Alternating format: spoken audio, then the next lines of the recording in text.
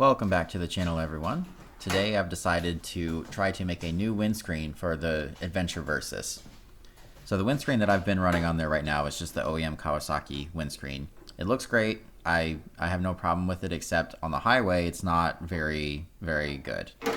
You definitely get a lot of buffeting and a lot of the wind goes straight into the front of my helmet. So it's not the greatest windscreen for highway riding. So I'm going to take it off, and the previous owner bought this gigantic windscreen for the Versys and was nice enough to include it when I bought the bike. But this windscreen's huge. It's way too big. It blocks all of the airflow, so you get really hot when you're riding with it. It is way too tall, and it just doesn't look great. You know, I like naked bikes. I like Street Fighter looking bikes, so I'm going to use this windscreen as a base, as material to make my own windscreen. So I've done some research. I've been trying to figure out how to measure what height a windscreen should be. And I found a couple different websites, and they all said that when you're sitting on the bike, you should be able to look at an object on the ground about 50 feet in front of the bike. And then that's the level at which you should cut the windshield off, so that you can look 50 feet in front of you and be looking directly over the edge of the windscreen.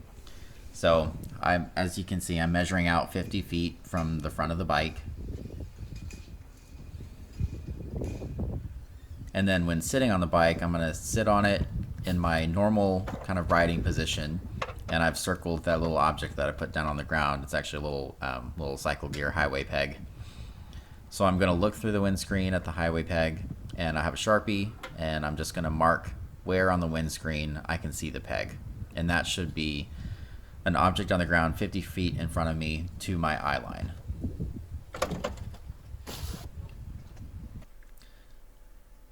Another issue with this windscreen is that it interferes with the hand guards because it's so wide. So I'm definitely going to be trimming down the width also.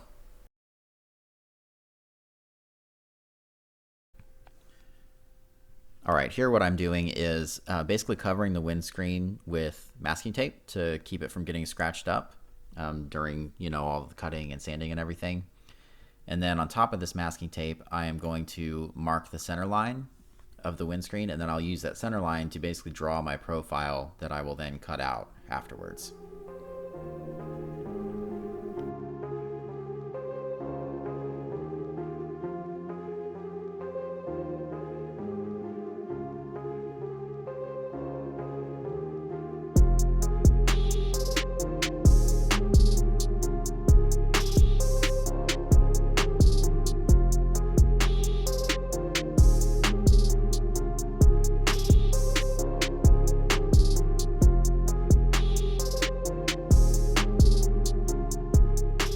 To cut out the windscreen, I'm just using an angle grinder with a cutoff wheel. It ended up working very well. It's pretty easy to control. The cuts came out really smooth and straight. The only thing you have to be really careful of is that it does melt the plastic. So as long as you got a steady hand and you're holding it straight and you're moving through the material, it's not going to cause any issues.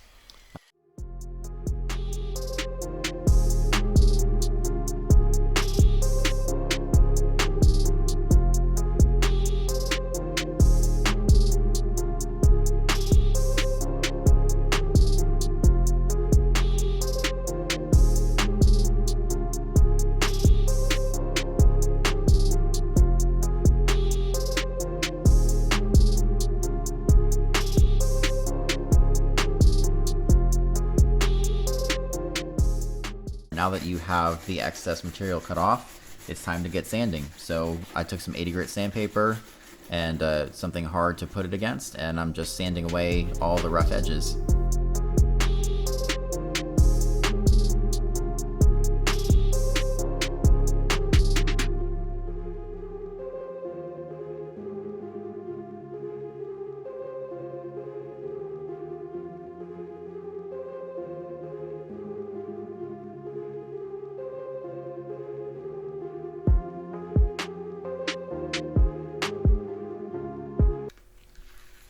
All right, let's see if I can get it all off in one go.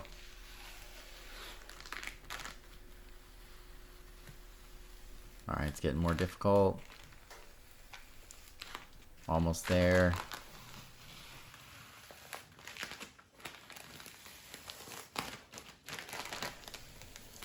Oh. Oh, I got greedy. Oh, that wasn't satisfying at all.